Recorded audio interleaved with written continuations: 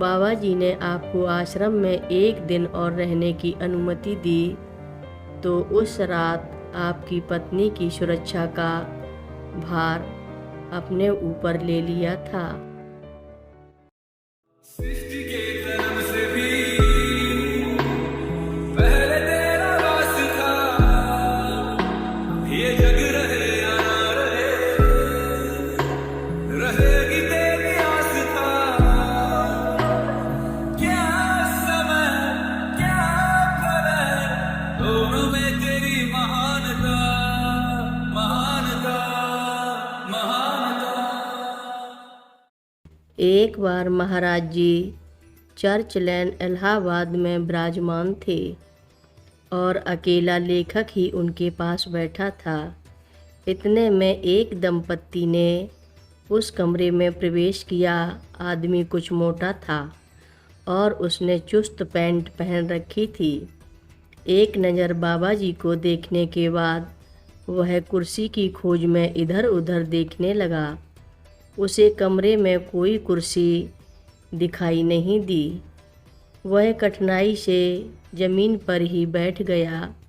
बाबा जी को नमन करना तो वह भूल ही गया। उसकी पत्नी बड़ी श्रद्धा से बाबा जी के चरणों का स्पर्श कर रही थी। बाबा जी उस व्यक्ति से पूछने लगे, क्या नाम है?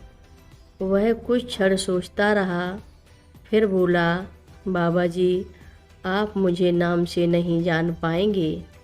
वह अपनी बात पूरी भी नहीं कर पाया था।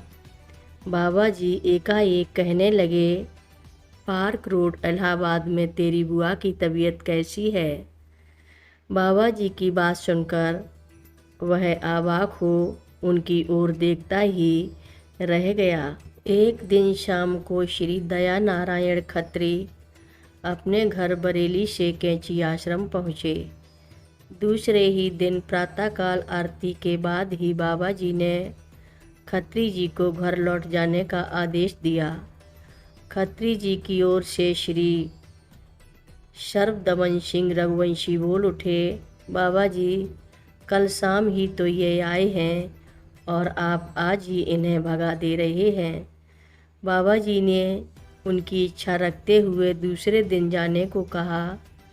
दूसरे दिन आरती के बाद ही बाबा जी ने खत्री जी से पूछा, तू अभी तक गया नहीं है?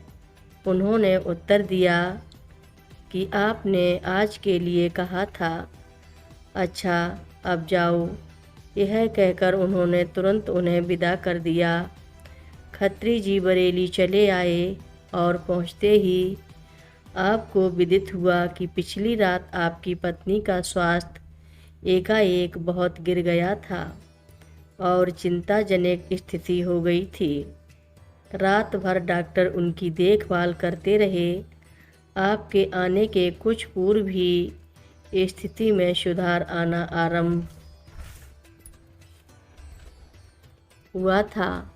आपकी धारणा है कि जब बाबा जी ने आपको आश्रम में 1 दिन और रहने की अनुमति दी, तो उस रात आपकी पत्नी की सुरक्षा का भार अपने ऊपर ले लिया था।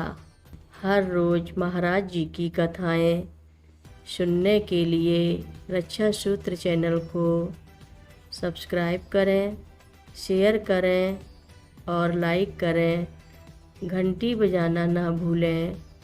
कमेंट बॉक्स में लिख भेजें, जय नीव करोरी बाबा जी महाराज। बोलो नीव करोरी बाबा जी महाराज की जय बोलो।